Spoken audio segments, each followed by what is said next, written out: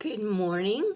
I'm Mesdeline, and I am bringing you today's Oracle card from the Sacred Rebel deck, and it's Seeing the True You. Sometimes we believe what others tell us we are, as though the self we see reflected back to us through their eyes is truth. Yet the accuracy of a reflection depends on the clarity of that which is doing the reflecting. If the receiver forms any opinion about what is perceived, then what is reflected back to us will, at best, be distorted. It is not necessarily through ill will, it is just the mechanics of the situation. Even the moon reflects the sun in varying degrees of fullness and clarity. We can learn something of the nature of the sun from the moon, but not as much as through direct perception. This oracle has come to you because you have been putting rather too much faith in the reflections others have of you, to the point that you might not be honoring all that you are and all that you are becoming because you believe too little of yourself. There may be those around you that are able to reflect you more faithfully and even help you see more of your own greatness and beauty. These are the souls blessed with inner stillness. In the clear waters of their ocean of consciousness, you can come to recognize yourself with clearer perception.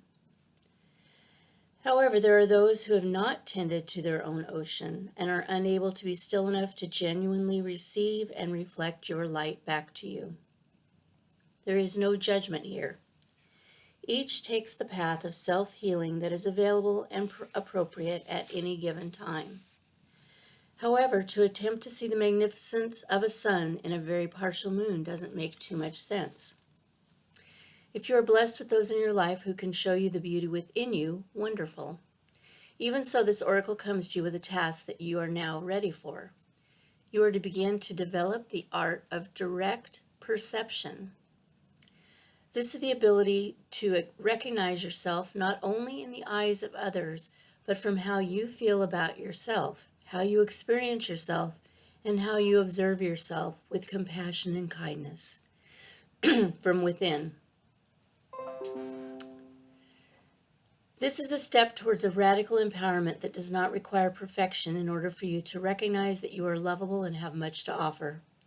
It is empowerment based on the acceptance of all that you are, working with your strengths, tending to your weaknesses, and being loving, encouraging, and nurturing of all that you perceive.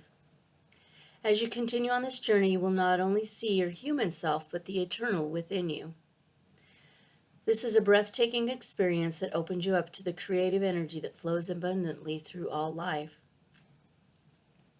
It is an experience that takes great preparation because we must be strong within our own self-love and acceptance to be able to hold acceptance for all of life. This oracle is nudging you into that preparation for when you have the experience of truly beholding yourself. All judgment, fear, and doubt will fall away, and you will just know yourself to be sacred. Then you will be asked to embrace the deeper journey of sacred rebellion against judgment and fear, and into passionate creativity and unconditional trust in life. This oracle comes with a special message for you. If you're getting confused about who you are and your motives or actions based on what others are saying or how they are responding to you, step back. In your quest to be a responsible person, you may be unintentionally taking on the feelings of others, making their reflections of you more than they are in truth. More often than not, reflections are more about the state of the reflector than what is being reflected. Let those external perceptions go. Can you just acknowledge yourself? Do so and be free. So this was a really good card, and it follows the Go Against the Grain card that I drew yesterday, which was about being yourself in the world and shining your own light, even if it's against the grain, even if it's not the norm, and that in expressing who you really are, you bring more light into the world. So today it's about seeing the true you and not depending on the reflection of others in order to see that. when we're children, we don't really have a choice. You know, we have our parents telling us who we are. And unfortunately, not all parents are nurturing and encouraging. And my parents convinced me that I was trash, basically, that I was garbage, that I was bad, evil, even. And they would say awful things to me. And they were very ashamed that I was their child and blah, blah, blah. Anyway, so I was a kid. I believed them, right? That was their reflection back to me. That was their own stuff, their own feelings of ugliness that they were reflecting back to me and putting onto me, right? So, you know, many years later and a bit of therapy, I saw that wasn't who I really was. Although for many years I believed it. I would think, when I met someone who seemed to like me and wanted to be my friend or told me I was a nice person or whatever, you know, I thought, well, if only they knew that I was really garbage, right? Well, I overcame that. And then I've also had the opposite thing happen where people see me as a shining light and they look up to me and I think, oh, that's, I don't deserve that, you know. And so it's, you know, you find that balance and that balance comes from discernment and perception of who you really are.